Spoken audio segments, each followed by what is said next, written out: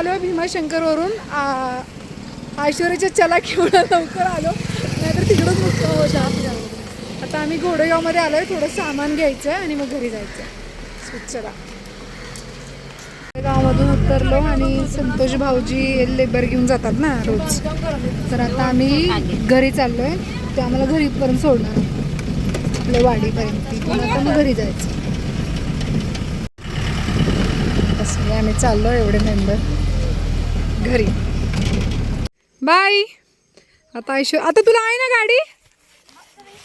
हां ठीक आहे चल बाय. आता ऐश्वर्या फाट्यावरतीच थांबली आहे आणि आता आपल्याला जायचं आहे घरी.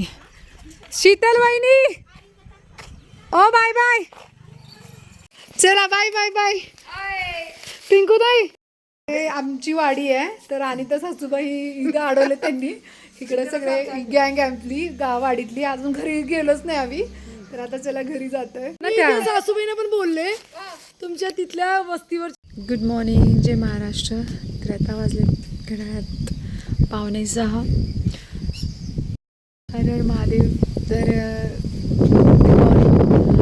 काल व्लॉगचा एंडिंग नाही करता आला भीमाशंकरचा, कारण आम्ही वाडीतून आलो.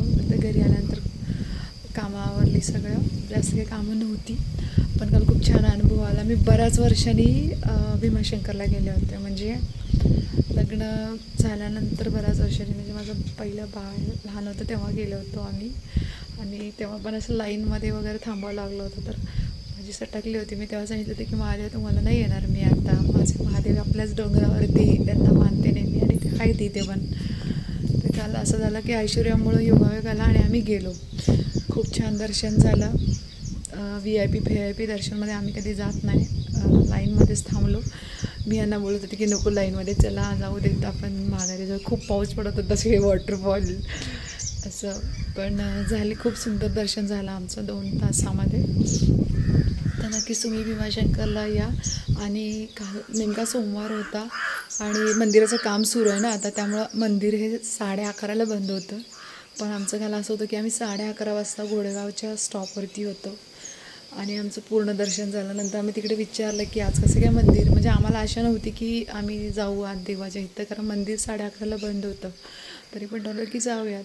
मग नंतर आम्हाला कळलं की सोमवारी 2:00-2:45ला ते मंदिर बंद होतं, म्हणजे जस्ट शेवटची लाईन आमचीच होती. म्हणजे आम्ही दर्शन घेतलं आणि त्यानंतर कपाट बंद झालं महादेवांचं. तर खूप छान वाटलं, दर्शन घेऊन आलं. मग येताना पण तिकडे जर तुम्ही जात असाल तर आवर्जून बसचं थोडंसं गोंधळ होतं आहे, बसनेच जा. जर तुमच्या स्वतःच्या गाडीने जाणार तर ते पार्किंगचं जे आहे गाडीचं ते तर खूप लांब आहे. तुम्हाला नंतर लोकल बसमध्ये बसून तुम्हाला मंदिरापर्यंत जावं लागतं. त्यापेक्षा बेस्ट ऑप्शन आहे की तुम्ही ना बसनेच जा, म्हणजे डायरेक्ट बस मंदिराच्या जवळ जाते. आणि येताना पण एक कन्फ्युजन आहे तिकडे की तिथल्या जे लोकल बस आहे, म्हणजे गाडी पार्किंग ते मंदिर बस स्टॉप, तर ते तुम्ही कन्फ्युजन नक्की बघून जा तिथे. जर ते त्या गाड्या असतील तर त्या गाड्यांमध्ये नका बसू, कारण त्या गाड्या फक्त तिथेपर्यंत जातात, एक 10 मिनटांमधून परत त्या रिटर्न मंदिराकडे येतात. तर ते कन्फ्युजन तुम्हाला नाही व्हायला पाहिजे, यासाठी पण हा व्हिडिओ करते.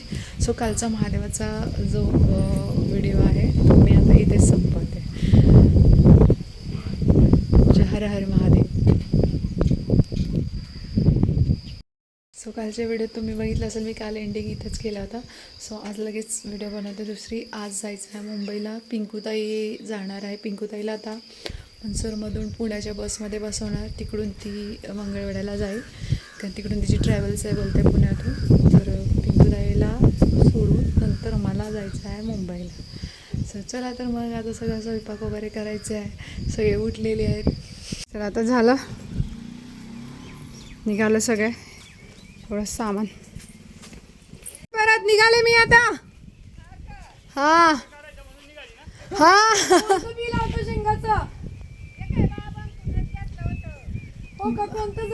फायनली निघाले. इथून जायचंय घोडेगावला, घोडेगावातून जायचंय मनसरहून ही जाईल पुण्याला. चल चल पिंकू ते चल. हा हा फायनली निघालो आता. शेअर झालं पिला पण ते माझ्याकडून जायला. फायनली निघालोय आता. 12 वाजता आम्हाला काय नाही.